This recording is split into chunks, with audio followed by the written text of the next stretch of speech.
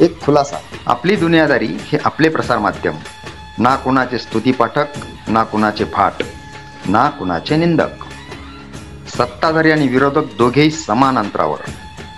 जो कर्तव्याशी प्रतारणा करेल त्यांच्या विरुद्ध हा सारा प्रपंच. वर्ण, जात, लिंग, धर्म, पंथ कुठलाच भेद नाही, द्वेष नाही, असूया नाही की आत्मीयता. फक्त वास्तव तेवढे आपले, कारण दुनियादारी हीच तर असते. सिन्नर नगर परिषदेच्या सार्वत्रिक निवडणुकीसाठी 2025 ची आरक्षण सोडत आज जाहीर झाली आहे. महिला आणि मागास प्रवर्गांसाठी आरक्षणाचे प्रमाण निश्चित करताना समतोल प्रतिनिधित्वाला प्राधान्य देण्यात आले. सिन्नर नगर परिषदेच्या सार्वत्रिक निवडणुकीत एकूण 30 सदस्यांची निवड होणार आहे. 2011च्या जनगणनेनुसार सिन्नर शहराची लोकसंख्या आहे 65,911. त्यापैकी अनुसूचित जातींची लोकसंख्या 3,533 आणि अनुसूचित जमातींची लोकसंख्या 3,459 इतकी आहे.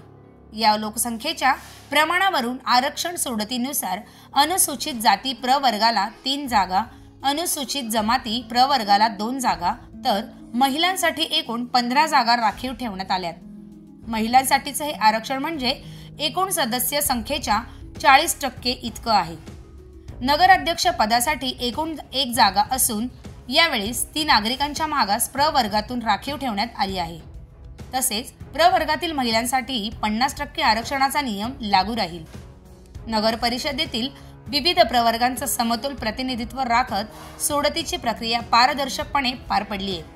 आगामी निवडणुकीत आता कोणत्या पॅनल्सकडे मतदार झुकतील याकडे सगळ्यांचं लक्ष लागलंय.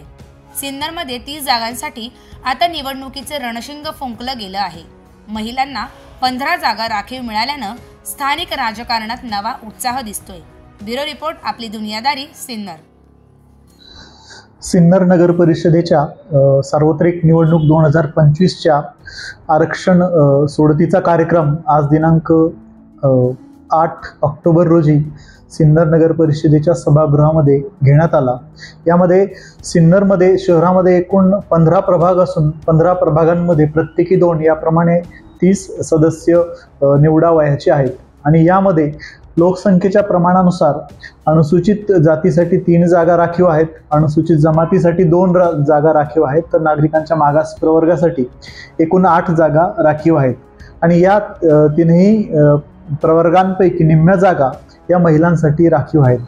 महिलांसाठीच्या राखीव जागांचे एकूण प्रमाण 30च्या निम्मे म्हणजे 15 इतके आहे.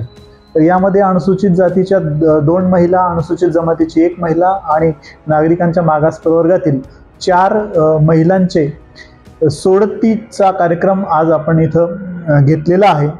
आणि यामध्ये सोडतीमध्ये जे प्रभाग निघालेले आहेत ते प्रभाग अशाप्रमाणे आहेत. अनुसूचित जातीसाठी प्रभाग क्रमांक 3, प्रभाग क्रमांक 4 आणि प्रभाग क्रमांक 7 हे आरक्षित झालेले असून यापैकी प्रभाग क्रमांक 3 आणि प्रभाग क्रमांक 4 ह्या जागा ह्या महिलांसाठी आरक्षित ठेवण्यात आलेल्या आहेत. त्यानंतर अनुसूचित जमातीच्या एकूण 2 प्रभागांपैकी प्रभाग क्रमांक 6 आणि प्रभाग क्रमांक 15 पैकी 1 जागा म्हणजे प्रभाग क्रमांक 6ची जागा ही महिलांसाठी राखीव ठेवण्यात आलेली आहे.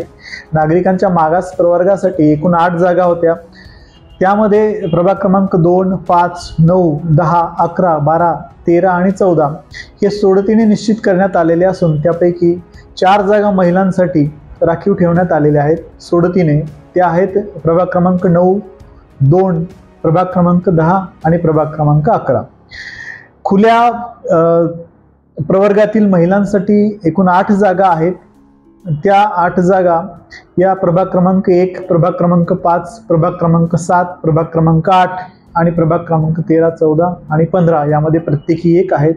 आणि सर्वसाधारण गटासाठी उर्वरित 9 जागा ज्या आहेत त्या म्हणजे प्रभाग क्रमांक 1, 2, 3, 4, प्रभाग क्रमांक 6, प्रभाग क्रमांक 9 आणि प्रभाग क्रमांक 10, प्रभाग क्रमांक 11 आणि प्रभाग क्रमांक 12 अशा पद्धतीने ही सोडत आज येथे घेण्यात आली. या सोडतीसाठी जिल्हाधिकाऱ्यांनी प्राधिकृत केलेले अधिकारी भूसंपादन जिल्हाधिकारी श्रीयुत अभिजित नाईक सर या ठिकाणी उपस्थित होते. त्याचप्रमाणे या कार्यक्रमासाठी प्रशिक्षणार्थी उपजिल्हाधिकारी श्रीयुत बांगर सर सुद्धा उपस्थित होते. कार्यक्रम सगळं अतिशय शांततेत पार पडला.